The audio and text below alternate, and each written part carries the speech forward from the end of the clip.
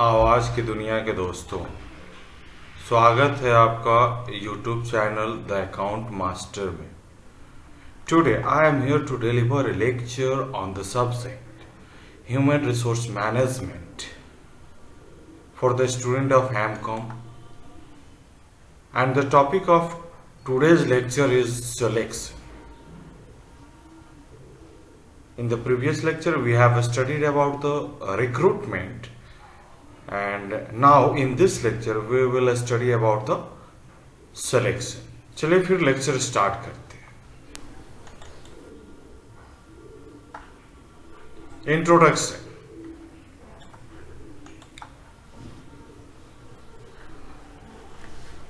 इससे पहले लेक्चर में हम लोगों ने देखा था रिक्रूटमेंट क्या होता है। तो recruitment is the process of identifying and stimulating the applicants applying for the vacant post। यहाँ पे क्या है कि जो इंडिविजुअल अप्लाई कर चुके हैं उनका सिलेक्शन करना ऑन द वेरियस पोस्ट, जिसके लिए एडवर्टीजमेंट या रिक्रूटमेंट किया गया था। उस रिक्रूटमेंट में जो लोग अप्लाई किए थे उनका सिलेक्शन करना against the vacant post। Selection recruitment is a positive process because recruitment में हम लोग क्या करते थे, more emphasis ज़्यादा मेहनत करते थे या ज़्यादा जोर देते थे कि ऑर्गेनाइजेशन में जो एप्लीकेंट्स का संख्या हो वो ज़्यादा से ज़्यादा हो, यानी maximum applicants should reach to the organization. It is the main या core objective of recruitment. But in the case of selection में क्या करना है, जितने applications आए हैं उनमें से हमको जो फिट हैं उनको पोस्ट के अनुसार जो फिट है उनको हमको रखना है, सेलेक्ट करना है, और जो अनफिट है उनको बाहर कर देना है। तो सिलेक्शन में हम क्या करते हैं, out of number of application only that person should be appointed who is fit for that post. तो इसलिए हम लोग सिलेक्शन को नेगेटिव प्रोसेस भी बोलते हैं। नेगेटिव प्रोसेस इसलिए बोलते हैं because the selection having selection process reduces the number of applicants to the vacant post in the organization। तो selection क्या होता है, negative process होता है, whereas recruitment is a positive process। तो this is the introduction about the selection। definitions देखें तो definitions में डेल ऑर्डर के अनुसार देखा जाए तो selection is the process in which candidate for employment are divided into two classes, that is those who are offered employment and those who are not। तो selection एक वैसा प्रोसेस है जहां पे लोगों को in which candidate for employment, जो candidate apply किए हैं अगेंस्ट द वैकेंट पोस्ट, उनको दो हिस्सों में डिवाइड किया जाता है, one who are selected and other who are not selected. According to Thomas Stone, selection is the process of differentiating between applicants in order to identify those with a greater likelihood of success of a job। तो selection क्या है, तो selection differentiate करना लोगों के जो applicants हैं उनके बीच में कि किसके पास हायर क्वालिफिकेशन है या हायर लेवल ऑफ क्वालिटीज है to make the job success. तो उस तरह से हम लोग छांटते हैं कौन व्यक्ति को रखना है, कौन व्यक्ति को या कौन से एप्लीकेंट्स को हम ऑर्गेनाइजेशन में रखेंगे और कौन से ऑर्गेनाइजेशन में नहीं अपॉइंट किया जाएगा। In the word of Michael Jucius के अनुसार देखते हैं तो the selection procedure is a system of functions and devices adopted in a given company for the purpose of ascertaining whether or not candidate possesses the qualification called for by a specific job or for progression through a series of jobs। तो इनके अनुसार क्या है, एक lump sum में समझते हैं कि जो क्वालिफिकेशंस दे करके एडवर्टीजमेंट किया गया था, जितने लोगों ने अप्लाई किया, लिस्ट हमने बनाया, दैट इज रिक्रूटमेंट। अब सिलेक्शन जब करेंगे तो वहां पे हम लोग चेक करेंगे कि जो अप्लाइड कैंडिडेट है क्या वो अकॉर्डिंग टू क्वालिफिकेशन है, वैकेंट पोस्ट का है तो उनको रखेंगे, अदरवाइज उनको छाट देंगे। उसके बाद डिफरेंट प्रोसेस स्टेप्स हम लोग करेंगे to ascertain a right person for the right job. In the word of Keith Davis देखा जाए तो selection is the process by which an organization chooses from a list of screened application the person or persons who best meet the selection criteria of the position available. तो जो position मेरे पास खाली है उसके लिए जो सिलेक्शन क्राइटेरिया किया गया है, उसको जो व्यक्ति बेस्ट होगा उस सिलेक्शन क्राइटेरिया में, that person is selected against the vacant post. तो this are the definition of selection. Okay, चलिए फिर आगे बढ़ते हैं। Differences between recruitment and selection, जैसे हम लोग देख रहे थे कि रिक्रूटमेंट जो है पॉजिटिव प्रोसेस है, वेयर सिलेक्शन जो है नेगेटिव प्रोसेस है। तो इसमें और भी कुछ डिफरेंसेस है, उसको हम लोग देखते हैं according to Philip. Recruitment is a process of searching for prospective employees and stimulating and encouraging them to apply for the job in the organisation. तो रिक्रूटमेंट में हम लोग क्या करते हैं कि जो प्रोस्पेक्टिव एम्प्लॉय है उसको खोजते हैं, उसको स्टिमुलेट करते हैं और एनकरेज करते हैं कि वो वैकेंट पोस्ट के अगेंस्ट में अप्लाई कर सके। It offered it termed as positive as it stimulates people to apply for the job. इसको हम लोग पॉजिटिव प्रोसेस बोलते हैं बिकॉज इसमें स्टिमुलेट किया जाता है एप्लीकेंट्स को या लोगों को कि ऑर्गेनाइजेशन में जो वैकेंट पोस्ट है उसके लिए अप्लाई करे, प्रेरित किया जाता है। और selection on the other hand tends to be negative because it reject good number of those who apply leaving only the best to be hired. तो सिलेक्शन में हम लोग क्या करते हैं, selection is a negative process है because यहाँ पे हम क्या करते हैं, जो इतने भी एप्लीकेंट्स होते हैं उनके बीच से बेस्ट वन को हम लोग हायर करते हैं और बाकी को निकाल देते हैं, छोड़ देते हैं, लीव करते हैं, छांट देते हैं। Recruitment and selection differ in following manner. Number one, difference in objective, दोनों का ऑब्जेक्टिव अलग है। एक का ऑब्जेक्टिव है ज्यादा से ज्यादा कैंडिडेट को लाना, to attract maximum number of candidate, और दूसरे का ऑब्जेक्टिव है to choose best out of available candidate. तो दोनों का ऑब्जेक्टिव अंतर है। डिफरेंस इन प्रोसेस, दोनों के प्रोसेस में भी अंतर है। Recruitment adopt the process of creating application pool, means ज्यादा से ज्यादा एप्लीकेशन आए वो सब प्रोसेस आप अडॉप्ट करता है, that is known as positive process. और सिलेक्शन में क्या करते हैं कि ज्यादा से ज्यादा कैंडिडेट को रिजेक्ट करते हैं ताकि बेस्ट कैंडिडेट सिलेक्ट किया जा सके for the job, that choice is a negative और रिजेक्शन प्रोसेस। टेक्निकल डिफरेंस देखा जाए तो टेक्निकल डिफरेंस बहुत ही ज्यादा है। यहाँ पे रिक्रूटमेंट में हम लोग देखते हैं कि जितने भी वर्कर्स है, जितने भी व्यक्ति है अप्लाई करना चाहे, they are free to apply if they have minimum educational qualification या minimum qualification required for the post.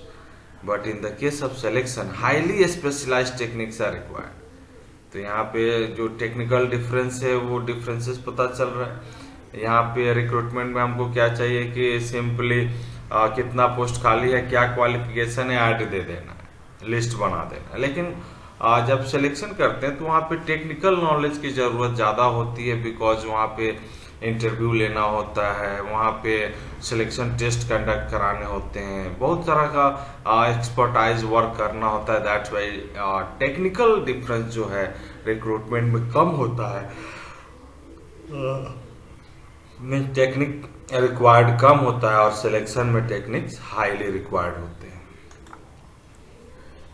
Difference on outcomes, outcomes पे देखा जाए तो रिक्रूटमेंट में ज्यादा नंबर ऑफ एप्लीकेशंस आते हैं, वेयर एज सिलेक्शन में क्या होता है कि फाइनल कैंडिडेट को हम लोग जॉब ऑफर करते हैं। तो these are the differences between recruitment and selection. I hope these differences make clear about the recruitment and selection topic which have been given in the earlier lectures. Okay, चलिए फिर आगे बढ़ते हैं।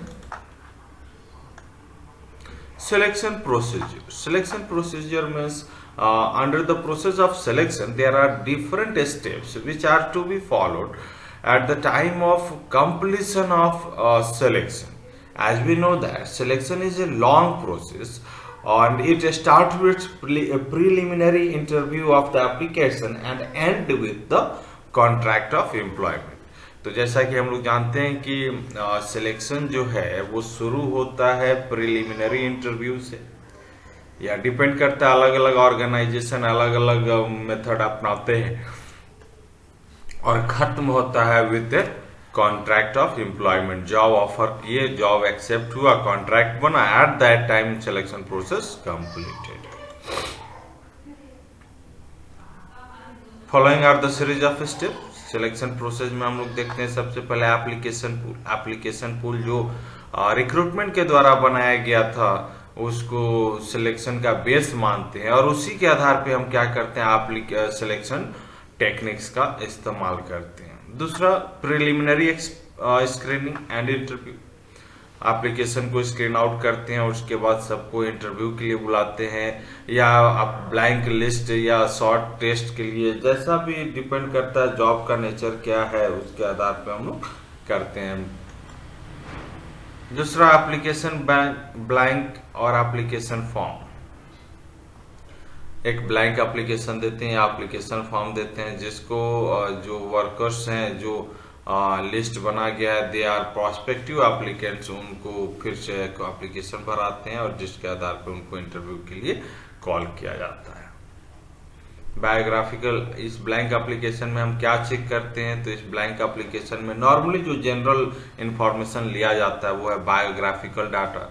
Biographical data मतलब आपका नाम क्या है, फादर्स नेम क्या है, आपका प्लेस ऑफ बर्थ क्या है, डेट ऑफ बर्थ क्या है, एज क्या है, नेशनैलिटी, हाइट, वेट, ये सारा चीज हम लोग, physical ability, disability, marital status, ये सारा बायोग्राफिकल डाटा हम लोग देखते हैं।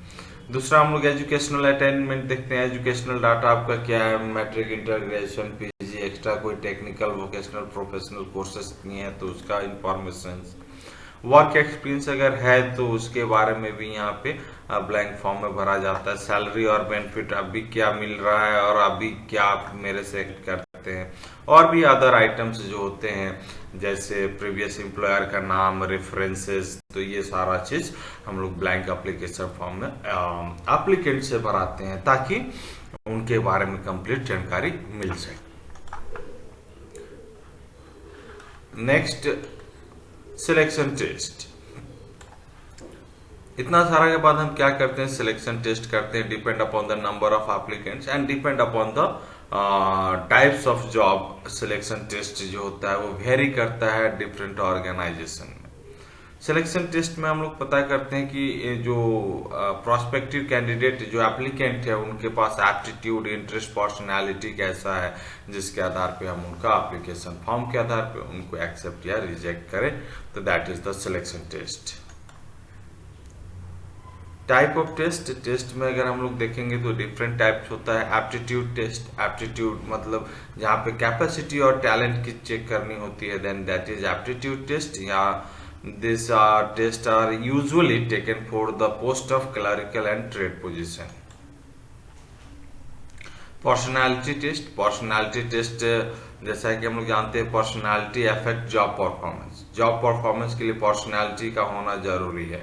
तो personality trait is the candidate में अगर पर्सनालिटी अच्छा नहीं हो तो वो कोऑपरेटिव नहीं हो सकता, इमोशनल बैलेंस नहीं हो सकता। तो these are the things which are the type of personality test to test the person related with the, जिससे पता ये चलता है कि जो व्यक्ति को हम अपॉइंट कर रहे हैं वो एवरीडे लाइफ में कैसा है, कैसे वो स्ट्रेस को इसके साथ एडजस्ट होता है, उसका इंटरपर्सनल एबिलिटी, रिलेशनशिप कैसा है, उसका अपना सेल्फ इमेज कैसा है, ये सारा चीज हम लोग यहाँ पे चेक करते हैं। Interest check. इंटरेस्ट चेक मतलब हो गया कि आप इस जॉब मतलब आपका लाइक डिसलाइक क्या है, आप इस जॉब के लिए सूटेबल है या नहीं है, तो ये सारा चीज उस व्यक्ति से जानना जो एप्लीकेंट्स है। परफॉर्मेंस टेस्ट मतलब वैसा टेस्ट जहाँ पे आपको स्पीड और एक्यूरेसी की जरूरत होती है। जैसे सपोज दैट एक टाइपिस्ट का हम बहाल करने जा रहे हैं, तो टाइपिस्ट का हम परफॉर्मेंस चेक करेंगे कि आप टाइप करके दिखाइए कितना आप टाइप करते हैं और क्या उसका करेक्शन है, क्या स्पीड है, वो हम लोग देखते हैं। इंटेलिजेंस टेस्ट कुछ वैसे जॉब्स होते हैं जहाँ पे इंटेलिजेंसी की जरूरत होती है, तो इन दैट केस हम वहाँ पे reasoning, word fluency, numbers, memory comprehension, picture arrangement, ये सारा चीज से रिलेटेड हम इंटेलिजेंस टेस्ट करते हैं एप्लीकेंट्स का। नॉलेज टेस्ट में हम लोग देखते हैं कि जो इम्प्लॉय जैसे, यानी कि कहने का मतलब ये है कि ये जितना टाइप ऑफ सिलेक्शन टेस्ट है they are depend for the post, अलग पोस्ट के लिए अलग टेस्ट है। तो नॉलेज टेस्ट में हम लोग देखते हैं कि किसी वर्क के लिए या किसी पार्टिकुलर जॉब के लिए कैंडिडेट कितना डीपली नॉलेज रखता है और प्रोफिशिएंसी रखता है, उसके बारे में हम लोग यहाँ पे टेस्ट करते हैं। अचीवमेंट टेस्ट, पहले से आप क्या अचीव किए हैं, व्हाट आर योर अचीवमेंट, तो यहाँ पे हम लोग फ्यूचर के बारे में हम उसकी कैपेसिटी को जान सके, that is why we are checking achievement test. Projective test, project is related with the future. In future, what the applicants are going to be done. So this is the projective test. That in this test, the applicants project his personality into free response about pictures shown to him which is ambitious. तो जो चीज उसको दिखाया जा रहा है उसके लिए ही is freely